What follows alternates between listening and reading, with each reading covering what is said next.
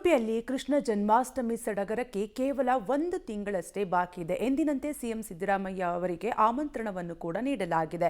2 ದಶಕಗಳಿಂದ ಮಠದ ಜೊತೆ ಅಂತರ ಕಾಯ್ದುಕೊಂಡಿರುವ ಸಿಎಂ ಸಿದ್ದರಾಮಯ್ಯ ಅವರು ಈ ಬಾರಿ ಕೃಷ್ಣ ಜನ್ಮಾಷ್ಟಮಿಗೆ ಭೇಟಿ ನೀಡ್ತಾರಾ ಇಲ್ವಾ, ಇಲ್ಲ ಹಳೆ ವರಸೆಯನ್ನ ಮುಂದುವರಿಸ್ತಾರಾ? ಈ ಕುರಿತ ಡೀಟೇಲ್ಸ್ ಇಲ್ಲಿದೆ, ನೀವೇ ನೋಡಿ.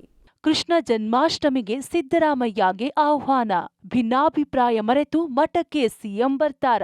ಉಡುಪಿ ಶ್ರೀಕೃಷ್ಣ ಮಠದ ಕೃಷ್ಣ ಜನ್ಮಾಷ್ಟಮಿಗೆ ಬರುವಂತೆ ಮುಖ್ಯಮಂತ್ರಿ ಸಿದ್ದರಾಮಯ್ಯ ಅವರಿಗೆ ಆಮಂತ್ರಣ ನೀಡಲಾಗಿದೆ. ಮಠದ ಜೊತೆ 2.5 ದಶಕಗಳಿಂದ ಅಂತರ ಕಾಯ್ದುಕೊಂಡಿರುವ ಸಿದ್ದರಾಮಯ್ಯ ಅವರನ್ನ ಬೆಂಗಳೂರಿನ ಪುತ್ತಿಗೆ ಶಾಖಾ ಮಠದ ಎಬಿ ಕುಂಜಾರ್ ಮತ್ತು ಪುತ್ತಿಗೆ ಶ್ರೀಗಳ ಕಾರ್ಯದರ್ಶಿ ರತೀಶ್ ತಂತ್ರಿ ಭೇಟಿ ಕೊಟ್ಟು ಆಮಂತ್ರಣ ನೀಡಿದ್ದಾರೆ. ಈ ಬಾರಿ ಪುತ್ತಿಗೆ ಮಠದ 2 ವರ್ಷದ ಪರ್ಯಾಯ ಅವಧಿ ಮುಗಿಯಲಿದ್ದು ಕೃಷ್ಣನ ಪೂಜಾಧಿಕಾರ ಶಿರೂರು ಮಠಕ್ಕೆ ಬಿಟ್ಟುಕೊಡಬೇಕು. ಹೀಗಾಗಿ ಈ ಬಾರಿಯ ಕೃಷ್ಣ ಜನ್ಮಾಷ್ಟಮಿಯನ್ನ ಅದ್ದೂರಿಯಾಗಿ ಆಚರಿಸಲು ಪುತ್ತಿಗೆ ಮಠದ ಪರ್ಯಾಯ ಶ್ರೀ ಸುಗುಣೇಂದ್ರ ತೀರ್ಥ ಯತಿಗಳು ನಿರ್ಧರಿಸಿದ್ದಾರೆ. ಆಗಸ್ಟ್ ತಿಂಗಳಲ್ಲಿ ಚಂದ್ರಮಾನ ಹಾಗೂ ಸೌರಮಾನ ಯುಗಾದಿ ಇದ್ದಂತೆ 2 ಅಷ್ಟಮಿ ನಡೆಯಲಿದೆ. ಆಗಸ್ಟ್ 1ರಿಂದ 48 ದಿನಗಳ ಕಾಲ ಮಂಡಲೋತ್ಸವ ನಡೆಯಲಿದೆ.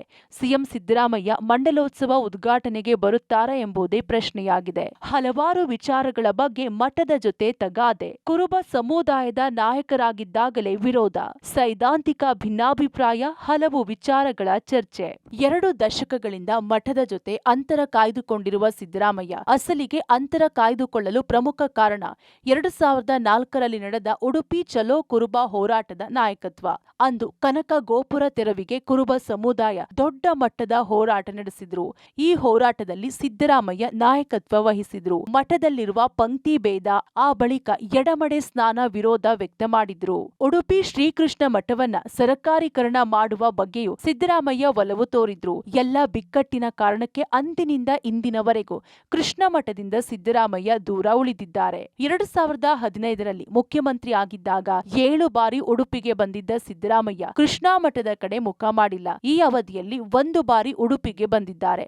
ಆಗಲೂ ಮಠಕ್ಕೆ ಹೋಗಿಲ್ಲ. ಸಿದ್ದರಾಮಯ್ಯ ಉಡುಪಿ ಕೃಷ್ಣ ಮಠಕ್ಕೆ ಭೇಟಿ ಕೊಡದಿರುವುದು ವಿಪಕ್ಷ ಬಿಜೆಪಿಗೆ ಸದಾ ರಾಜಕೀಯ ಚರ್ಚೆಯ ವಿಚಾರವಾಗುತ್ತಿದೆ. ಮುನಿಸನ್ನ ಮರೆತು ಅಷ್ಟಮಿಯನ್ನ ಹತ್ತಿರದಿಂದ ಕಣ್ತುಂಬಿಕೊಳ್ತಾರಾ?